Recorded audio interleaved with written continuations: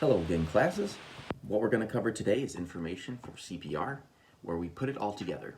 We're going to put together informations that we've attained to help us, I guess you'd say, be the best help in the situation possible for an injury or a sudden illness. I have 5 scenarios for you today. So we're going to break these down one by one. I'm going to give you a little bit of intel of what I would say I would do for the best case possible. And of course, like usual, I would really love it if you could comment back to me, talk to me about little things that you might think would be best to do in that current situation. Scenario number 1. At work, you are called to give care for a coworker who has fallen from a ladder that is 8 feet tall. As you arrive, you see the injured person lying on the ground.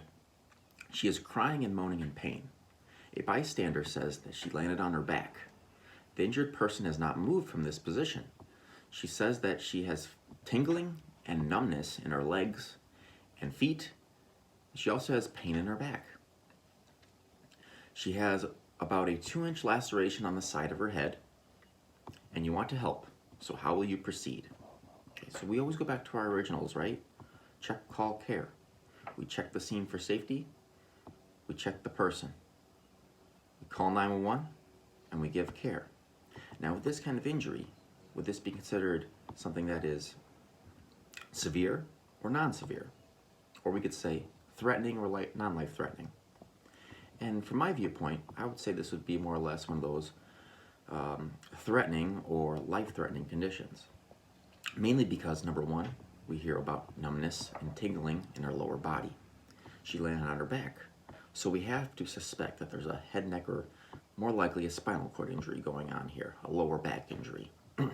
What we'd want to do is make sure that person lies in the most comfortable position. So hopefully the position that we found them in is the position they stay in. Now we want to orientate ourselves above that person so they can make eye contact with us. That way they don't have to move. And we tell them who we are, that we're certified in first aid, CPR, that we'd like to help them, right? Once we get that allowance to help them, we call 911. Now, since this is a very dangerous situation in the first place, if I saw this happen, I'd want to call 911. But you're safe to go ahead and check that person first if you really want to, because again, maybe you saw the accident happen, right? It makes sense to go check the person first. If you don't see the accident happen, maybe somebody told you about it, that might be a great opportunity to call 911 on your way to going to help that person. So again, we don't move this person. We take care of the injuries found. So we know we cannot help fix a back injury. We have to keep them in the most stable position found, laying on their back the way they are. Keep them comfortable. And what we can do is we can apply direct pressure on that laceration wound with a gloved hand and clean gauze, of course. We can maintain the pressure the entire time while we're waiting for the EMTs to arrive and take this person to the hospital for better care. We did our job. Number 2, you're coaching a Little League baseball team. The pitcher is struck with a line drive to the ankle and falls to the ground. He is crying in pain, unable to move the limb. Slight swelling and discoloration are already present. You are about 3 minutes away from the nearest hospital. The player's parents are not at the game, but you do have a signed consent form from the parents to give care to all kids. You want to help, so what do? Back to our basics, right? Check, call, care. Since we are the provider of care now, we are essentially the guardian or parent because of the consent form, okay? We're authorized to do whatever we need to see fit to help give possible good care to this person. So the kid's been hit in the ankle with a ball. Broken, we don't know. It depends. Depends how hard he was hit, depends how strong his bones are, so on and so forth. Now, most of the time with an ankle injury with a baseball, we're not looking at this as being life-threatening, right? Maybe if we took a baseball to the chest and the kid lays down, falls down, goes unconscious, there we go, there's a life-threatening condition. But when we're hitting the limbs with a ball, something with a blunt force trauma like a baseball, is it imperative that we rush this person to the hospital immediately? Probably not. Probably best case scenario is to leave the kids sitting on the field where they are, and we can ask them some questions, okay? How does it feel? We can do a bilateral comparison and look at both ankles. We don't want to necessarily take off the shoe right away. We probably want to leave the shoe in place, but we want to look at each ankle and do a comparison of where the area was injured compared to the opposite side of the body to see what the differences are. Maybe we can come to a conclusion about, is there just swelling? right? Is it just a blunt force trauma like a bruise? Or is it something worse? If the kid can't put any pressure on the ankle, if the kid can't move the ankle, good reasons to possibly take the child to the hospital. Now, as I said, most of the time these ankles, they're not life-threatening, so what we can do is hopefully either two-person carry the child, or the child's probably small enough you can even carry the child yourself, sit them on the bench, grab them an ice pack. 9 times out of 10, an ice pack is the cure. Even when kids have silly injuries going on, like, oh, I hit my shoulder, and they're crying about it, they just want attention. They want an ice pack. They try to make it out more than what it really is. So we give them that ice pack. They give a piece of bubble gum. 5 minutes later, they're bouncing around in the dugout ready to go back out there and play, right? So let's try not to make a bad situation worse, or I should say a moderate situation worse. Let's go ahead and let the situation sit and play its way out. 5, 10, shoot, the rest of the game if we have to. And check the kid periodically, every 10, 20 minutes. See how the ankle's doing. If by the end of that game, the kid's ankle hasn't felt better, if it's unable to put pressure on the ankle, right? Now's a good time to drive the kid to the hospital, right? And get it checked out. You can always contact the parents, because we have these fancy cell phones these days, and take care of the problem. No big deal in the long run. Scenario 3. For several hours, your 60-year-old aunt has been complaining of indigestion while at home for a seafood cookout. She now says that she has severe stomach pain and feels nauseous. She thinks the pain and nausea are related to the food she ate. You notice that her skin is rather pale, she is breathing rapidly, and looks ill. You want to help, so how do you proceed? Well, we have a couple ideas here, right? Number 1, seafood cookout. Maybe she's allergic to something, and we don't know that. Maybe she doesn't even know that she's allergic to something that you're eating, that's seafood. Some of these symptoms are very common to an allergic reaction. We look at the severe stomach pain, the nausea. We're looking at the skin being pale. She's breathing rapidly. She's looking ill. The big telltale would be that if she's not getting good breath into her lungs, right? That means that she's going through an anaphylactic type of shock, possibly from the allergic reaction. That her throat tissue is actually swelling up so much that's causing a restriction of the trachea, and she can no longer pull oxygen into her lungs as efficiently, right? Now, if we don't suspect it's this, what else could we possibly suspect this could be? If it's not simple food poisoning, or if it's not a severe allergic reaction, okay? There's a third possibility of what this could be. The third possibility could be that she's having a heart attack. Because remember, long time ago when we learned about CPR and what heart attack symptoms are, okay? What's more common in women? Women have nausea. Women can also have back pain. So we want to see if she has any other symptoms going on. Ask her, right? Do you have any back pain? Do you have any underlying conditions that could be causing a heart attack? Are you on any medical medications for the heart, right? We want to get as much information as possible. We want to ask her, of course, about those allergies. When we look at that word sample, when we break that down, we've got symptoms first, then we jump into allergies, right? So we got these symptoms. It's leading towards allergy. Let's find out if she really does have any allergies. This should be a pretty simple one to fix. If she is allergic, get her EpiPen if she has one. If she does not have one of those, rush her to the hospital quickly. Not necessarily have to call 911, but when in doubt, that's the best thing to do, right? Because she's your own aunt and you could drive her. If it's somebody you don't know, call 911, get EMTs there as soon as possible for help. Scenario 4. It is late in the afternoon, and your team is finishing its third match of the volleyball tournament on the beach. The day has been hot, with temperatures in the 90s. Suddenly, a teammate collapses. She does not appear to be fully conscious, but is breathing rapidly. You notice that her skin is very warm, sunburned, and moist. Her pulse is very fast. She is unable to get up from the ground. You want to help, so how do you proceed? Well, this one's pretty simple. We're looking at a possible heat exhaustion or even a heat stroke going on here. But let's go ahead and look at the symptoms first and foremost. The first symptom that we look at, right, is that she's not fully conscious. That's not a good thing.